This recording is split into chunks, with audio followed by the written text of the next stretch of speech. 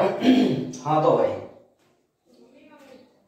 जैसा कि आपको पता है लास्ट लेक्चर में हमने मस्तिष्क की संरचना और मेरुरज्जु की संरचना के बारे में पढ़ा था, और आज जो हम बात करने वाले हैं, या मैं ये कह सकता हूं कि हमने केंद्रीय तंत्रिका तंत्र को कंप्लीट कर लिया है। सेकंड जो है वह है परिधीय तंत्रिका तंत्र। ठीक है, तो परिधीय तंत्रिका तंत्र से आपको कोई क्वेश्चन नहीं आता, 1 नंबर का कोई क्वेश्चन बन सकता है जो मैं आपको बताऊंगा। ठीक है, अभी आप समझो कि परिधीय तंत्र का क्या है। इस तंत्र में वे तंत्री कोशिका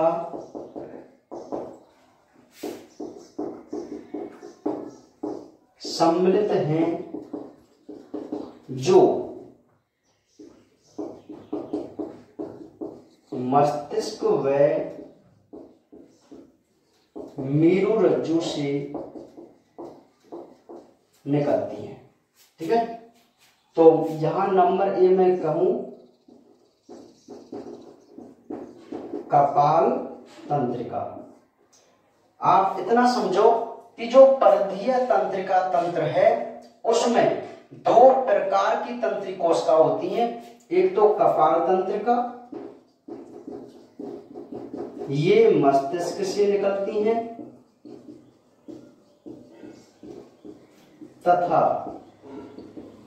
इनकी संख्या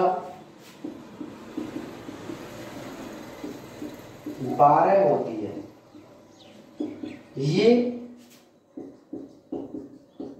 संवेदी, मोटर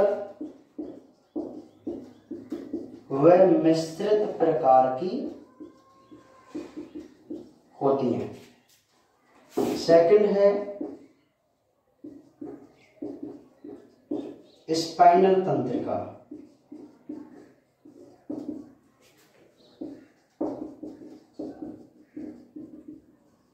ये मेरुरज्जु से निकलती है,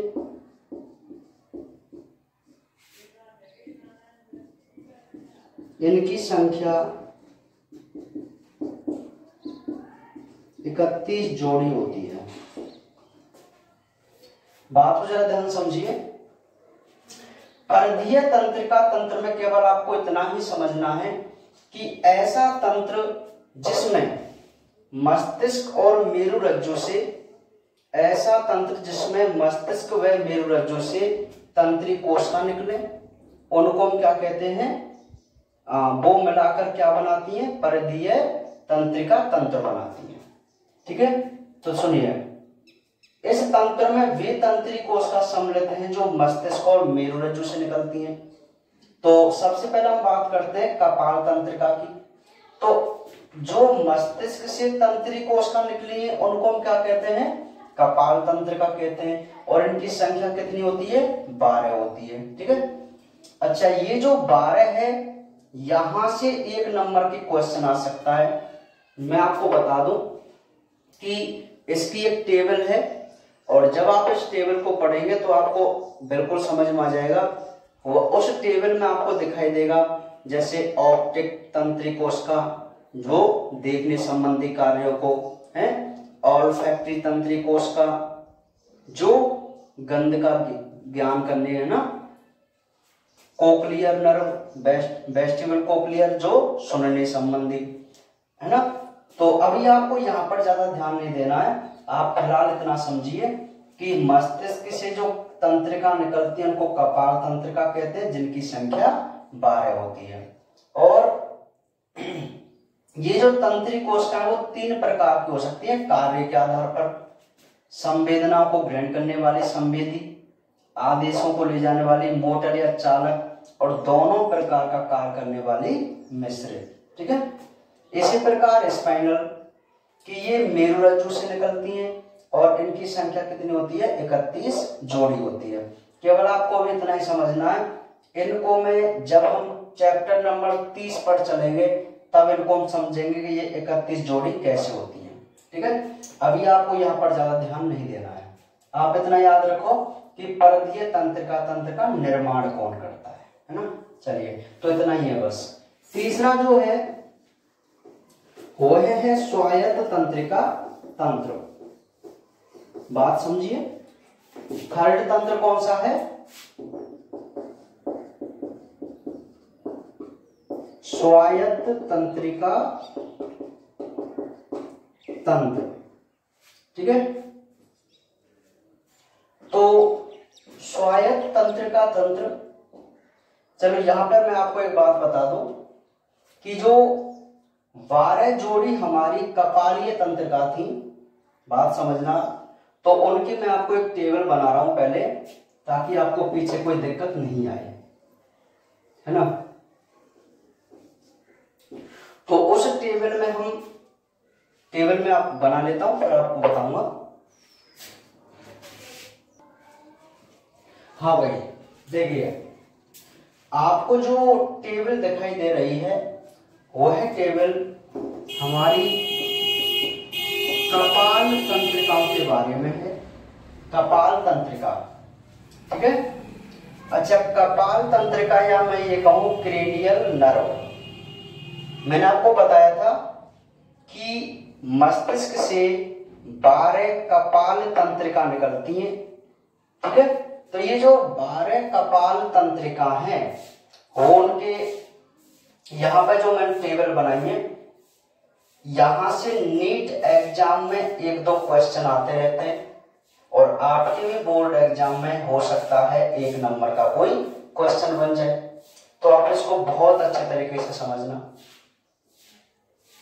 यहां मैंने नाम लिखे हुए हैं और सेकंड कॉलम में उनका मैंने स्वभाव लिखा है, क्योंकि मैं आपको पहले ही बता चुका हूं कि स्वभाव या कार्य के आधार पर जो कपाल तंत्रिका है वो 3 प्रकार की थी, एक संवेदी, एक चालक और एक मिश्रित। ये नीट एग्जाम के लिए बहुत मोस्ट टेबल है, आप ये मान लेना। तो संवेदी कोशिका तो वे कोशिका मानो आप जो सूचनाओं को लाती हैं केवल।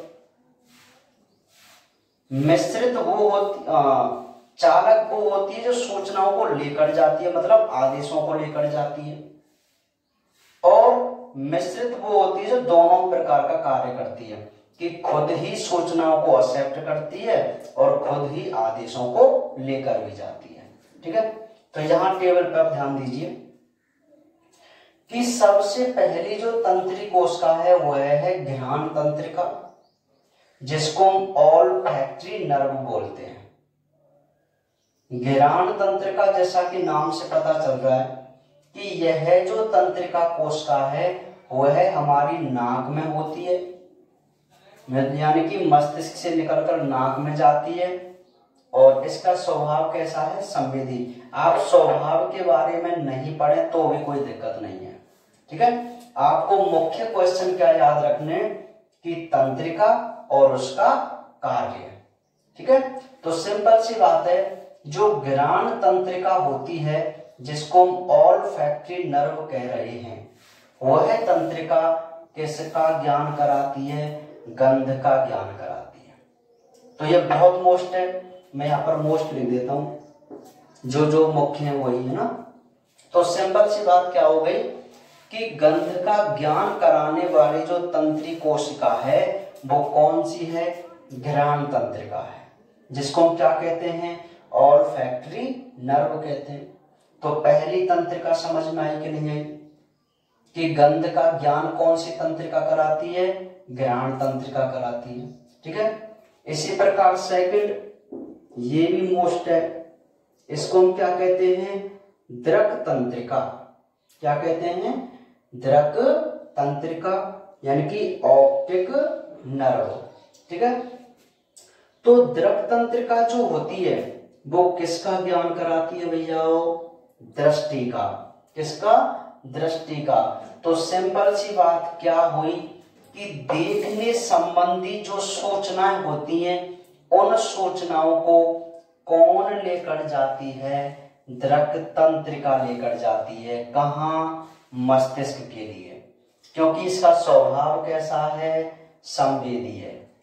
कैसा है, देखो बात समझो, इसका भी संवेदी स्वभाव था, तो मतलब क्या हुआ कि ये नर्व नाक से निकलकर जाएगी किसके पास, मस्तिष्क के पास, और जो चालक होती है वो मस्तिष्क से चलकर आती है। बात अंतर समझ में आया। संवेदी कोशिका तो वो होती है जो अपने अंग से निकलकर मस्तिष्क को जाएं, और चालक वो होती है जो मस्तिष्क से चलकर अंग तक जाए। यही अंतर है। तो देखो घ्राण तंत्रिका जो कैसी थी, संवेदी थी, तो आप ऐसे नहीं कह सकते कि ये तंत्रिका मस्तिष्क से चलकर आएगी, नहीं, ये तंत्रिका नाक से निकलकर कहाँ जाएगी, मस्तिष्क तक जाएगी, और किसका अनुभव कराएगी, गंध का अनुभव कराएगी। बात समझ में आई। इसी प्रकार ये जो ऑप्टिक नर्व है वो भी कैसी है, संवेदी है। तो ये इसका मतलब क्या हुआ कि ये तंत्री कोशिका आंख से निकलकर मस्तिष्क को जाती है और किसका ज्ञान करवाती है, दृष्टि का ज्ञान करवाती है। बात समझ में आई कि नहीं आई। दोनों तंत्रिका बहुत मोस्ट है, एक नंबर में पूछी जा सकती है कि दृष्टि का ज्ञान कराने वाली तंत्री कोशिका कौन सी है, या गंध का ज्ञान कराने वाली तंत्री कोशिका कौन सी है। क्लियर है। अच्छा, नेक्स्ट ऑक्यूलोमोटर। ऑक्यूलोमोटर तो ये कैसी है भैया, मोटर नर्व है, यानी कि चालक है। तो ये नर्व क्या करती है, ये ज्यादा इंपॉर्टेंट नहीं है, और वैसे आपको पढ़नी तो ये देखो नीट के लिए तो सभी इंपॉर्टेंट है, मैं आपको बता दूं, है ना, लेकिन बोर्ड एग्जाम की दृष्टि से हमारे ये दो भी बहुत इंपॉर्टेंट है ना। तो सुनिए, मोटर है ना ये, तो इसका मतलब क्या हुआ कि यह तंत्रिका मस्तिष्क से चलकर आएगी और हमारी नेत्र के पास जाएगी, और फिर ये क्या काम करवाएगी, नेत्र गोलक की गति करवाएगी। यह तंत्रिका नेत्र से चलकर मस्तिष्क को नहीं जाएगी, यह मस्तिष्क से चलकर कहाँ आएगी, नेत्र में आएगी, और क्या काम करवाएगी, क्योंकि मैंने आपको बता रखा है कि मोटर तंत्रिका यानी कि चालक तंत्रिका तो कोई आदेश लेकर आती है जो कार्य करवाती है ऑर्गन्स से। ठीक है, तो जैसे ही मोटर नर्व जिसको हम ऑक्यूलोमोटर कह रहे हैं वो मस्तिष्क से चलकर आती है और नेत्र गोलक की क्या करवाती है, गति। या आपको आंख दिखाई देती है, उसमें जो गोलक इधर उधर घूमता है, तो उस गति को कराने के लिए कौन सी तंत्रिका जिम्मेदार होती है, ऑक्यूलोमोटर। इसी प्रकार ट्रोक्लियर, ये भी मोटर है और उसका भी वही काम है, क्या, नेत्र गोलक की गति कराना। तो ये बात समझ में आगे के लिए आगे, ऑक्यूलोमोटर और ट्रोक्लियर ये दोनों जो तंत्री कोशिकाएं वो मोटर स्वभाव की होती हैं, चालक स्वभाव की होती है ना, और इनका काम क्या होता है, नेत्र गोलक की गति करना होता है। वैसे इनको मोटर बोलते हैं, क्या बोलते हैं, मोटर। एक मिनट रुको, ठीक है, क्या बोलते हैं इनको, मोटर।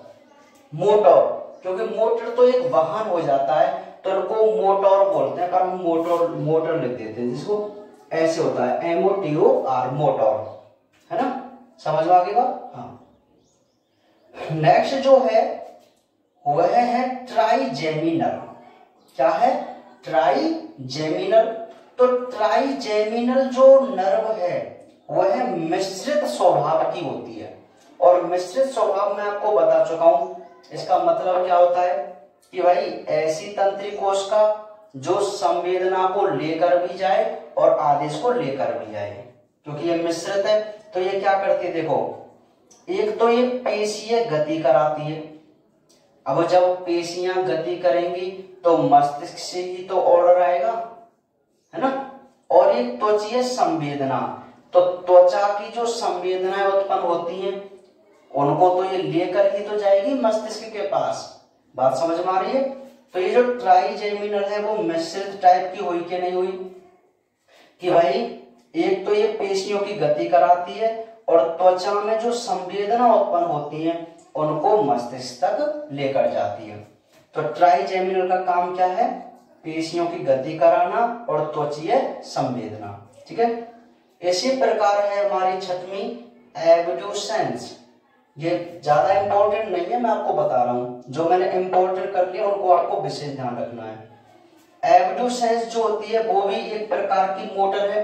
तो आप समझ गए कि ये जरूर मस्तिष्क से चलकर आ रही होगी और कोई ना कोई कार्य कराएगी। इसका कार्य क्या है? नेत्र गोलक की गति कराना।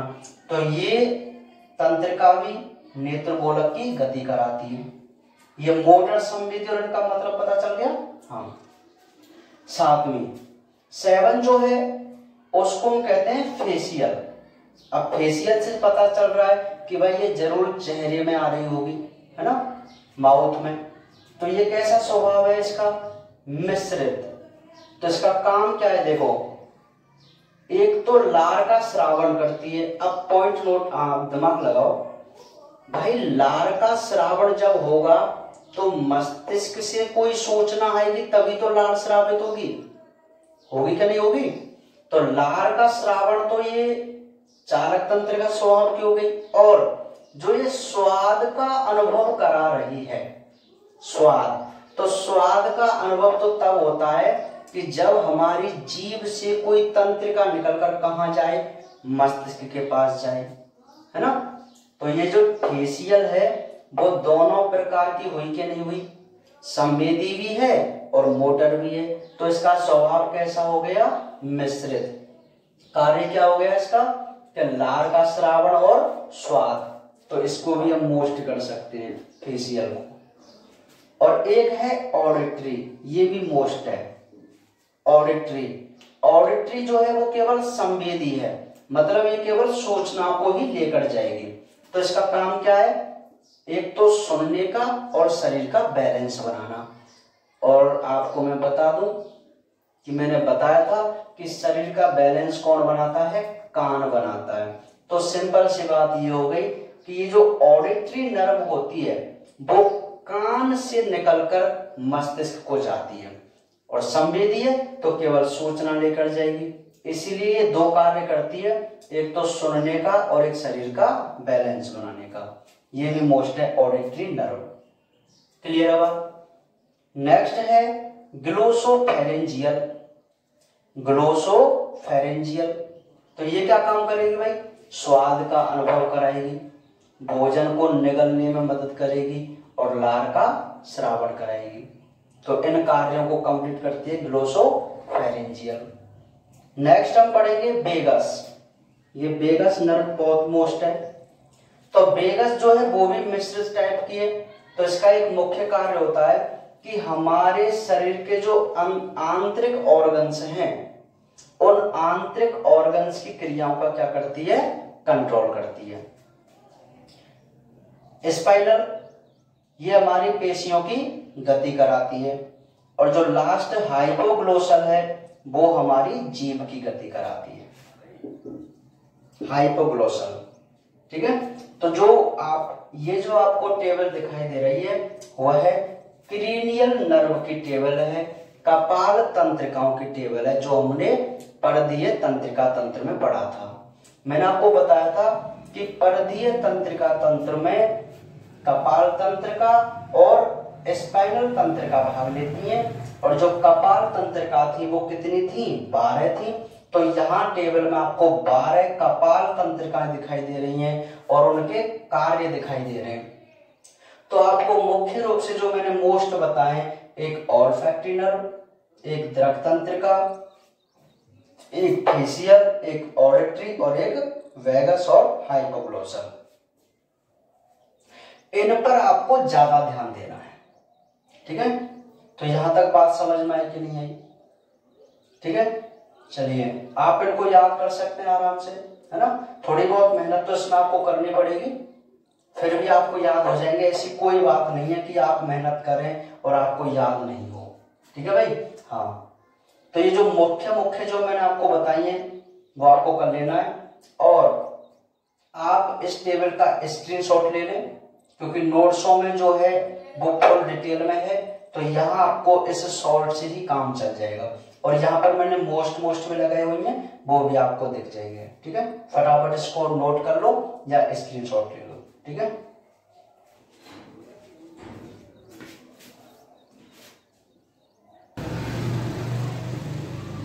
तो देखिए भाई, आपको एक टेबल दिखाई दे रही है। मैं बता दूं आपको कि जो हम बात कर रहे थे तंत्रिका तंत्र के, जो 3 प्रकार के थे, है ना। केंद्रीय तंत्रिका तंत्र में हमने मस्तिष्क और मेरुरज्जु को पढ़ा। परिधीय तंत्रिका तंत्र में हमने कपाल तंत्रिका और मेरु तंत्रिका को पढ़ा। और जो तीसरा तंत्र है जिसको हम स्वायत्त तंत्रिका तंत्र कह रहे हैं, वह है स्वायत्त तंत्रिका तंत्र।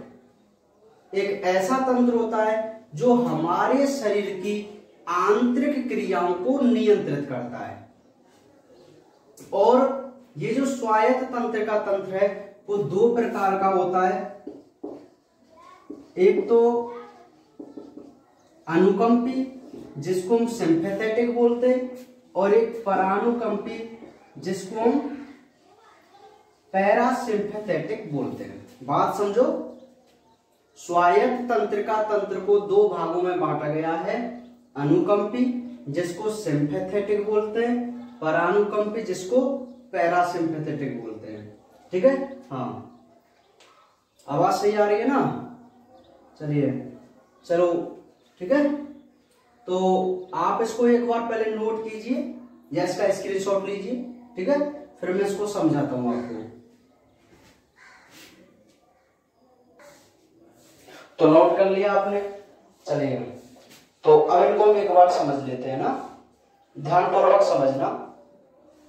ये मुख्य क्वेश्चन है जो 2 नंबर में आपसे पूछ लिया जाएगा कि भाई अनुकंपी और परानुकंपी तंत्र में अंतर बताइए।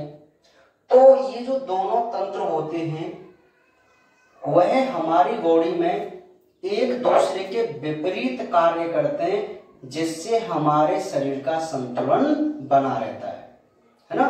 देखो कैसे करते हैं कि भाई अनुकंपी तो हृदय की धड़कन को बढ़ाता है,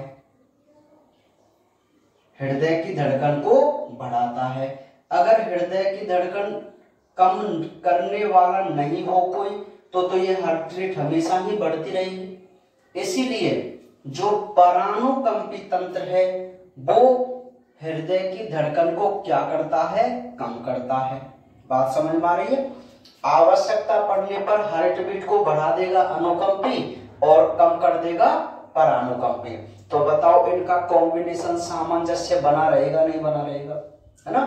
इसी प्रकार अनुकंपी तो पुतलियों को फैलाता है आवश्यकता पड़ने पर, और ये पुतलियों को सिकोड़ता है। बात समझ में आ रही है? ये पसीने के श्रावण को बढ़ाता है और वो पसीने के श्रावण को घटाता है। इसी प्रकार ये मूत्राशय को फैलाता है, वो मूत्राशय को सिकोड़ता है। बताओ इन दोनों का विपरीत कार्य होना जरूरी है कि नहीं? भाई मूत्राशय एक बार अगर डायलेट हो गया, फैल गया, तो उसको सिकोड़ना भी तो जरूरी है मूत्र विसर्जन के लिए, तो उसको ये सिकोड़ता है। इसी प्रकार रक्त में शर्करा का स्तर बढ़ाता है कौन? अनुकंपी। तो रक्त में शर्करा के स्तर को कम कौन करता है? परानुकंपी। इसी प्रकार लार ग्रंथि के श्रावण को कम करता है अनुकंपी, और वो ज्यादा करता है। ये आहार नाल के क्रमाकुंचन को कम करता है, वो क्रमाकुंचन को ज्यादा करता है। ये गुदा के स्फिंक्टर को सिकोड़ता है और ये गुदा के स्फिंक्टर को फैलाता है। स्फिंक्टर मतलब अवरोधनी। तो ये बहुत ही नॉर्मल से इसके अंतर है जो आपको याद ही करने, क्योंकि इसके समझने में ऐसी कोई बात नहीं, आप सारी चीजें जानते हैं इनको। ठीक है, बात समझ में आ गई नहीं आ गई? तो यहां तक हमने अपने तंत्रिका तंत्र के बारे में पढ़ा है कि तंत्रिका तंत्र 3 प्रकार का था, केंद्रीय, परिधीय और स्वायत्त। केंद्रीय में मस्तिष्क और मेरुरज्जु, परधीय में कपाल तंत्रिका और मेरुतंत्रिका, और स्वायत्त में अनुकंपी और परानुकंपी। बात समझ में आई कि नहीं आई?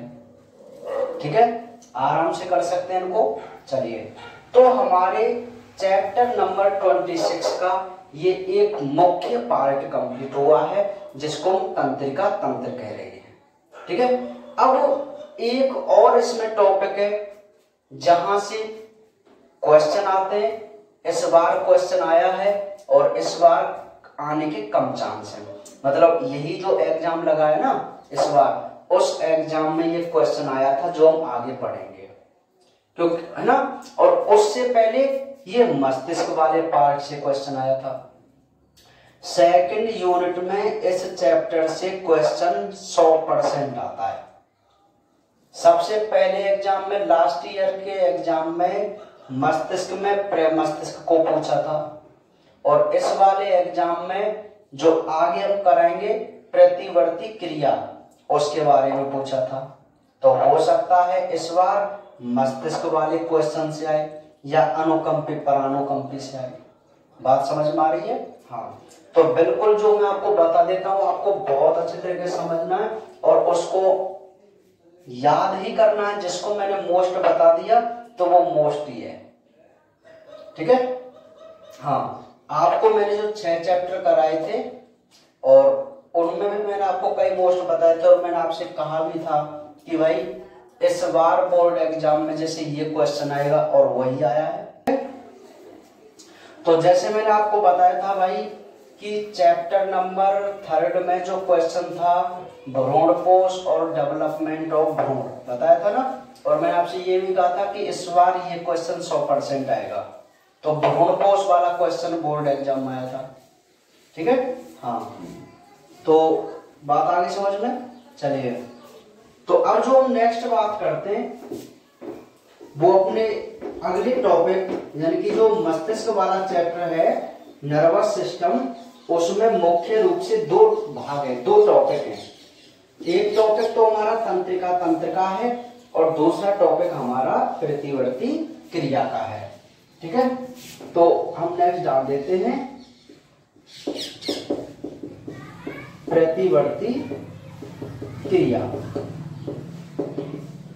तो रिफ्लेक्स एक्शन, रिफ्लेक्स एक्शन इसको बोलते हैं प्रतिवर्ती क्रिया को। तो सबसे पहले तो ये देख लेते हैं कि भाई प्रतिवर्ती क्रिया क्या है। तो सुनिए,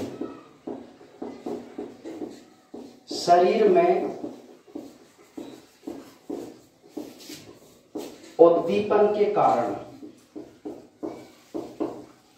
होने वाली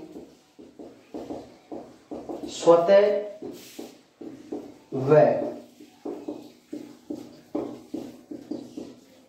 तीव्र अनैच्छिक क्रिया को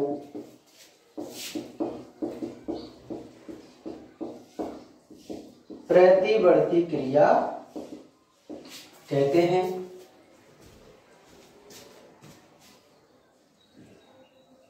ठीक है, क्या कहते हैं कि भाई हमारी बॉडी में किसी उद्दीपन के कारण अगर अपने आप और बहुत ही तीव्र गति से कोई क्रिया हो जाए तो उस क्रिया को हम क्या कहते हैं? प्रतिवर्ती क्रिया कहते हैं। या मैं ये कहूं कि उसमें आपको सोचने की भी आवश्यकता नहीं पड़े और कोई कार्य कंप्लीट हो जाए, तो उसको हम क्या बोलते हैं? प्रतिवर्ती क्रिया बोलते हैं, है ना। नेक्स्ट हम लिखेंगे, ये 2 प्रकार की होती है। सबसे पहली है सरल या अप्रतिबंधित। तो इसके बारे में छोटा सा पढ़ेंगे, सरल या अप्रतिबंधित। तो ये क्या है? यह क्रिया जन्मजात या प्राकृतिक होती है। जैसे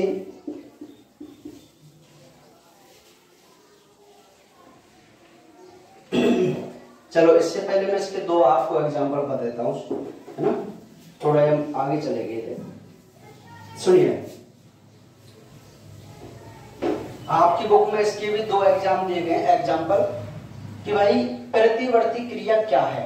तो प्रतिवर्ती क्रिया क्या होती है कि हमारे शरीर में उद्दीपन के कारण जो स्वतः तीव्र और अनैच्छिक प्रक्रिया होती है उसको हम प्रतिवर्ती क्रिया कहते हैं। जैसे मतलब एग्जाम्पल की मैं बात करूं तो किसी गर्म तवे से हाथ छू जाने पर उसका तुरंत हटाया जाना। सेकंड, किसी जाने पहचाने स्वादिष्ट भोजन को सूंघने से ही लार का श्रावण होना। तो हमारी बुक में प्रतिवर्ती क्रिया के 2 एग्जाम्पल दिए गए हैं, आप इनको जरा ध्यान समझो। वो ये कहता है कि भाई अगर आपकी बॉडी में कोई ऐसी क्रिया हो जो अपने आप और बहुत ही तीव्र गति से हो रही है तो आप उसको क्या कह रहे हैं, प्रतिवर्ती क्रिया कह रहे हैं। ठीक है, एग्जाम्पल की मैं बात करूं तो देखिए, जब भी हमारा हाथ किसी गर्म तवे या मैं ये कहूं किसी गर्म केतली या किसी गर्म वस्तु से टच हो जाए तो हम हाथ को तुरंत पीछे खींचते हैं ना। इतनी तेज गति से खींचते हैं कि हमको पता ही नहीं चलता कि क्या हुआ है, और जब हमारा हाथ उस वस्तु से हट जाता है तब हमें पता लगता है कि हमारा हाथ इस गर्म वस्तु से टच हुआ था। ये प्रैक्टिकली बात है ना। जैसे ही टच हुआ तुरंत हटाया।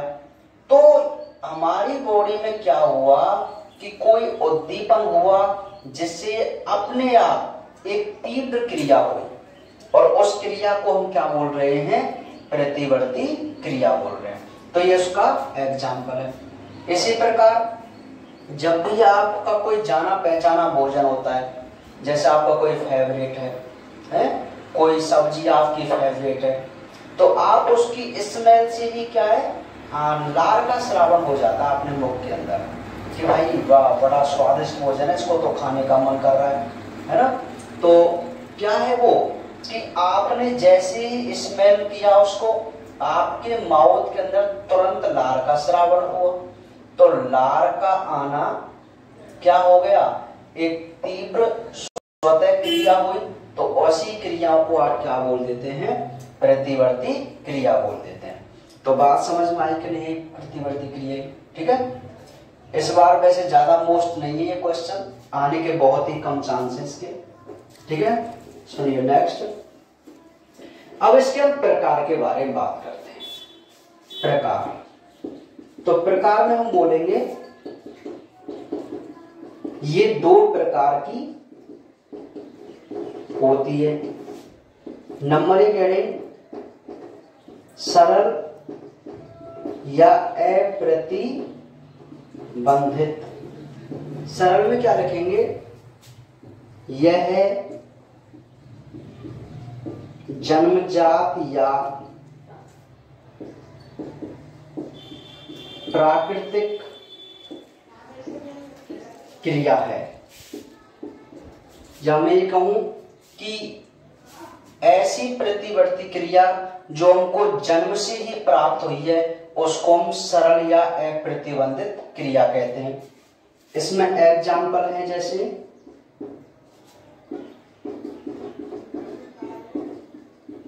किसी वस्तु को आंख की तरफ आते देखकर पलक का तुरंत बंद कर लेना। ठीक है, बात आ रही समझ में। तो सरल प्रतिवर्ती क्रिया क्या होती है भाई, कि ऐसी प्रतिवर्ती क्रिया जो हमको जन्म से ही प्राप्त होती है या प्राकृतिक प्रक्रिया होती है, उसको हम क्या कहते हैं, सरल या अप्रतिबंधित क्रिया बोलते हैं। इसका एक एग्जांपल मैं आपको बता दूं कि किसी वस्तु को या कोई भी वस्तु जब आंख की तरफ आती है, कोई भी वस्तु जब आंख की तरफ आती है तो हमारी जो पलक होती हैं वो अपने आप ही बंद हो जाती है। होती है कि नहीं होती, ठीक है, हाँ, समझ में आ गई बात। तो पलकों का बंद होना मतलब कोई भी वस्तु जब आंखों की तरफ आती है तो हमारी पलक बंद हो जाती है, तो उन पलकों का बंद होना क्या कहलाता है, एक प्रकार की सरल अप्रतिबंधित क्रिया, सरल प्रक्रिया। क्यों, देखो छोटा सा बच्चा जब जन्म लेता है, जैसी उसकी आंखें कार्य करना आंखें कार्य करना स्टार्ट करती है पुतली, तो आप उसको ऐसे करते हैं ना, तो उसकी पलकें क्या तुरंत बंद हो जाती है। तो पलकें तुरंत बंद हो रही है तो एक स्वतः और तीव्र क्रिया हो रही है ना, और उसको उसने कभी सीखा नहीं है, वो जन्म से ही उसको सीख कर आया है। बात समझ में आ रही है, तो ये आप आराम से कर सकते हैं, ठीक है, हाँ, तो ये सरल है। सेकंड हम बात करें प्रानुकूली या उपार्जित।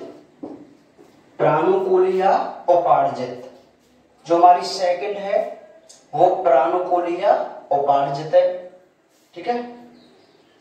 जैसे हम इसमें और भी एग्जांपल करें, जैसे जब भोजन श्वास नली में जाता है तो हमें तुरंत खांसी आती है, ठीक है, पर हमें इतना कोई मतलब नहीं है, आप एक एग्जांपल याद रख लें, आपके लिए सफिशिएंट है, ठीक है, क्योंकि खास ज्यादा मोस्ट नहीं है और यहाँ से क्वेश्चन आने के बहुत ही कम चांस होते हैं। जो प्रतिवर्ती क्रिया है उसकी डेफिनेशन और उसकी क्रिया विधि ही हमारे लिए मोस्ट है, बाकी यहाँ से क्वेश्चन बहुत कम आते हैं और आपको समझना जरूरी है केवल, जो कि बहुत सिंपल है, क्या कि भाई प्रतिवर्ती क्रिया दो प्रकार की होती है, सरल और प्रानुकूली। सरल क्या होती है कि ये जन्म से हमको प्राप्त होती है, जैसे किसी वस्तु को आंख की तरफ आकर देकर या पलकों का बंद हो जाना। ऐसे ही प्रानुकूली, इसमें हम क्या लिख सकते हैं कि इसे जन्म के बाद सीखा जाता है, मतलब ऐसी प्रतिवर्ती क्रिया जिसको कोई भी व्यक्ति जन्म के बाद सीखता है उसे हम क्या बोलते हैं, प्रानुकूली या प्रतिबंधित क्रिया कहते हैं, ठीक है। मतलब ऐसी प्रतिवर्ती क्रिया जो जन्म के बाद सीखी जाती है उसे हम प्रानुकूली, उपार्जित या प्रतिबंधित क्रिया भी कहते हैं, ठीक है। तो इसमें आपको कुछ पढ़ना है, वो क्या पढ़ना है मैं आपको यहां बता देता हूं। सरल को मैं हटा दूं यहां से,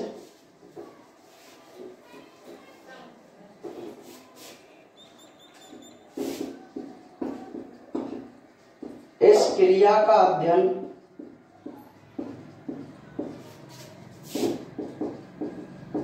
पावलोव ने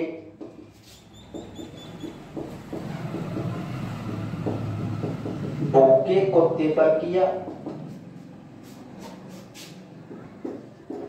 इन्होंने घंटी बजाई व कुत्ते को भोजन दिया, फिर इसके मुख में लार का स्राव देखा गया। कुछ दिन तक इस प्रक्रम को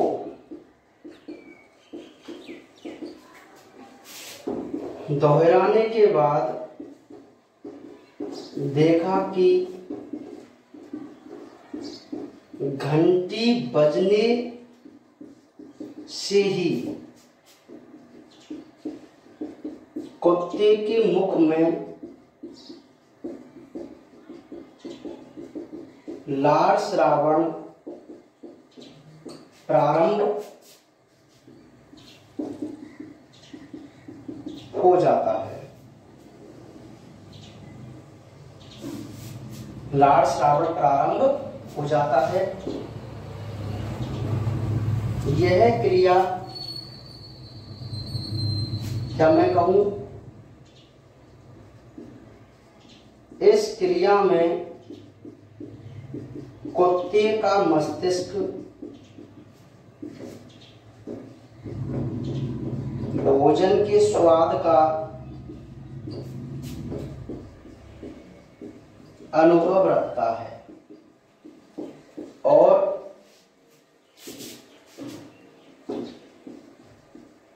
इसके सोचने से ही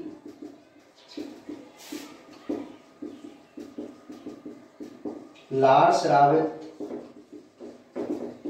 हो जाती है। देखो आप यहां पर थोड़ा ध्यान देना कि प्रतिवर्ती क्रिया जो है वो दो प्रकार की थी, एक सरल और एक प्रानुकूली। सरल तो बहुत नॉर्मल थी कि ये हमको जन्म से ही प्राप्त होती है, जैसे किसी वस्तु को आंख की तरफ आते देखकर पलकों का बंद होना। जो सेकंड है प्रानुकूली या उपार्जित, तो वो क्या है कि ऐसी क्रिया जिसको हम जन्म के बाद सीखते हैं उसको हम प्रानुकूली या प्रतिबंधित क्रिया कहते हैं। इस क्रिया का अध्ययन एक वैज्ञानिक ने किया जिनका नाम था पावलोव। उन्होंने कैसे प्रैक्टिकल किया कि उन्होंने क्या किया कि एक भूखे कुत्ते को चैन से बांध दिया और पहले उन्होंने एक दिन घंटी बजाई और घंटी बजाने के बाद उसको भोजन दिया गया कुत्ते को। ठीक है, अब उन्होंने क्या किया, कुछ दिन यही प्रक्रम दोहराया, घंटी बजाई उसको भोजन दिया, घंटी बजाई भोजन दिया। ठीक है, अब कुत्ते को क्या पता चला कि भाई जैसे ही घंटी बजती है मुझे भोजन परोसा जाता है ना। तो अब उन्होंने एक दिन क्या किया कि घंटी बजाई। अच्छा, पहले दिन उन्होंने क्या देखा कि जब घंटी बजाकर कुत्ते को भोजन दिया तो कुत्ते के मुख में जो लार स्रावित हुई थी वो भोजन करने के बाद हुई थी या भोजन के समय हुई थी, पहले नहीं आई थी, है ना। लेकिन कुछ दिन जब इन्होंने इसी प्रक्रम को दोहराया तो उन्होंने एक दिन क्या देखा कि घंटी बजा दी और उसको भोजन नहीं दिया कुत्ते को। तो उन्होंने जब उसके माउथ को देखा तो उस मुख में ज्यादा मात्रा में लार का श्रावण देखा। अब वो लार क्यों आई भोजन से पहले, क्योंकि कुत्ते को ये पता था कि भाई जैसे ही ये घंटी बजती है मुझे भोजन आता है ना। तो अब उसको घंटी बजाए तो उसके कुत्ते के मन में क्या था कि भाई चलो अब मेरा स्वादिष्ट भोजन आ रहा है, और जैसे ही उसको सोचता है तुरंत उसकी लार ग्रंथि एक्टिव हो जाती है और लार का क्या कर देती है, श्रावण कर देती है। तो इस क्रिया को है तो भाई ये प्रतिवर्ती क्रिया, क्योंकि ये अपने आप और तीव्र गति से हो रही है लार का श्रावण। तो इस क्रिया को कुत्ते ने जन्म के बाद ही तो सीखा है, पहले तो नहीं था ऐसा। तो ऐसी प्रक्रिया जिनको हम जन्म के बाद सीखें उन्हें हम क्या कहते हैं, प्रानुकूली या उपार्जित कहते हैं। बात समझ में आई कि नहीं आई? ठीक है, तो ये प्रयोग था प्रानुकूली प्रक्रिया को समझने के लिए। इसके बाद इसके कुछ और एग्जाम्पल भी हैं उपार्जित प्रक्रिया के, जैसे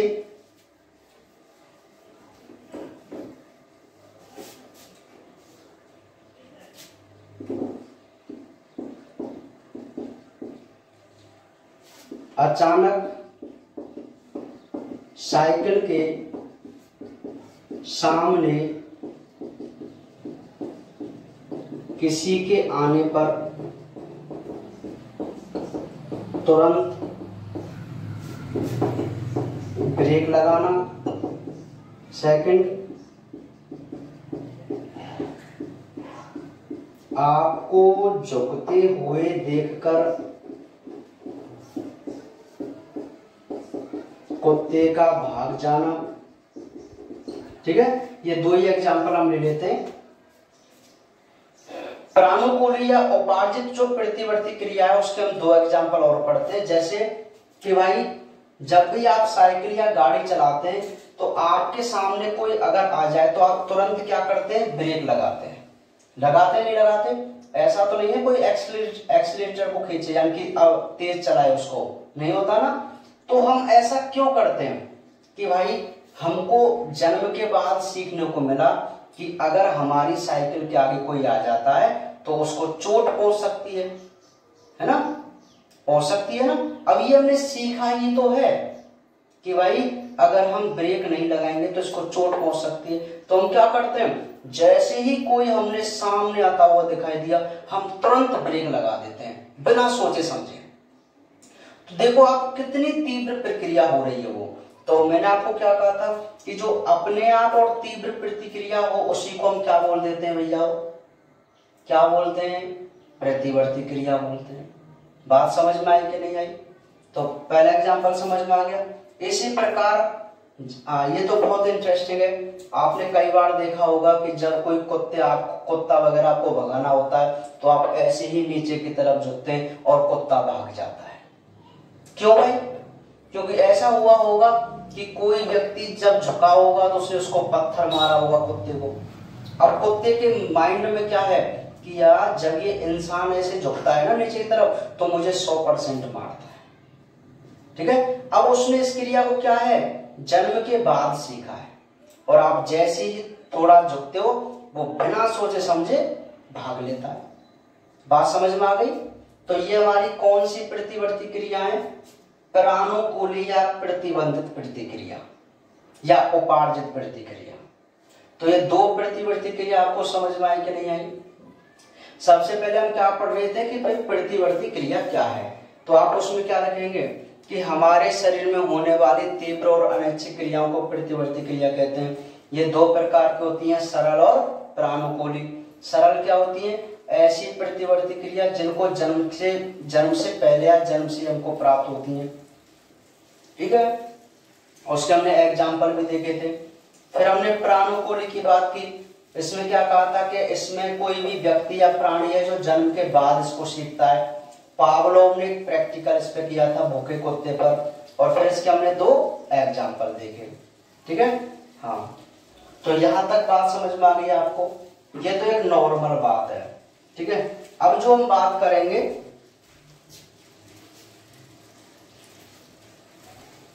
ठीक है, चलिए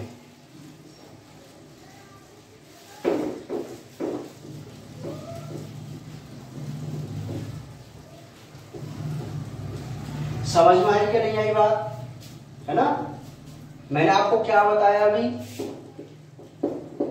प्रतिवर्ती क्रिया।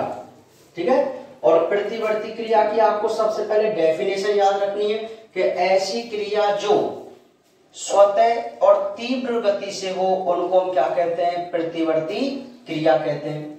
इसके मैंने आपको दो प्रकार बताए। पहला सरल।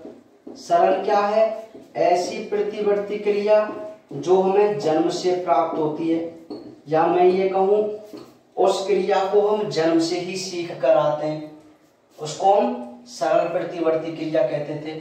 इसके हमने एग्जाम्पल भी आपको बताए थे कि जैसे ही कोई वस्तु आंख की तरफ आती है हम तुरंत पलकों को क्या कर लेते हैं, बंद कर लेते हैं। और जैसे ही भोजन ग्रास नली में ना जाकर श्वास नली में पहुंच जाता है तो हमें अपने आप क्या आ जाती है, खांसी आ जाती है। क्योंकि खांसी का आना भी एक तीव्र प्रतिवर्ती क्रिया है, तीव्र क्रिया है ना। दूसरी जो हमने देखी थी वो क्या देखी थी, प्रानुकूली।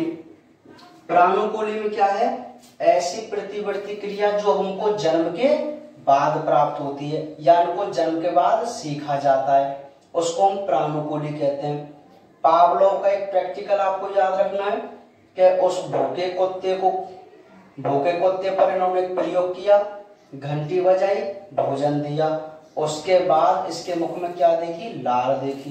तो कुछ दिनों तक यही प्रक्रम को दोहराया, है ना। उसके बाद इन्होंने क्या देखा कि घंटी बजाई लेकिन भोजन नहीं दिया, तो इन्होंने कुत्ते के मुख में लार का ज्यादा स्राव देखा। ऐसा क्यों हुआ? क्योंकि कुत्ते का जो मस्तिष्क है उसने भोजन की गंध को अनुभव कर रखा था और उसको पता था कि भाई अब घंटी बज गई तो अब मुझे स्वादिष्ट भोजन आएगा, और स्वादिष्ट भोजन के सोचने मात्र से ही उसकी लार ग्रंथियां एक्टिव हो गई और उन्होंने लार का श्रावण कर दिया। तो लार ग्रंथियों का एक्टिव होकर श्रावित करना एक तीव्र प्रक्रिया है ना, और अपने आप हो रही है, तो इस प्रक्रिया को तो हम प्रतिवर्ती क्रिया कह रहे थे। फिर उसके हमने कुछ दो एग्जाम्पल भी देखे, जैसे किसी को आ गया तो ब्रेक लगा देना साइकिल गाड़ी के आगे, और आप झुक रहे हैं तो आपको देखकर तुरंत कुत्ता भाग जाता है, तो ये आपकी कौन सी थी? प्राणुकूली। ठीक है, तो आज के लेक्चर में हम केवल इतना ही पढ़ेंगे और कल के लेक्चर में हम अपने इस चैप्टर को कंप्लीट करेंगे, ह्यूमन नर्वस सिस्टम को। अगले चैप्टर लेक्चर में हम केवल प्रतिवर्ती क्रिया की क्रियाविधि को पढ़ेंगे। बात समझ में आ गई? और थोड़ा जो टाइम बचेगा उसमें, तो उसमें हम एक बार इसको रिवाइज भी कर लेंगे। क्लियर है? ठीक है।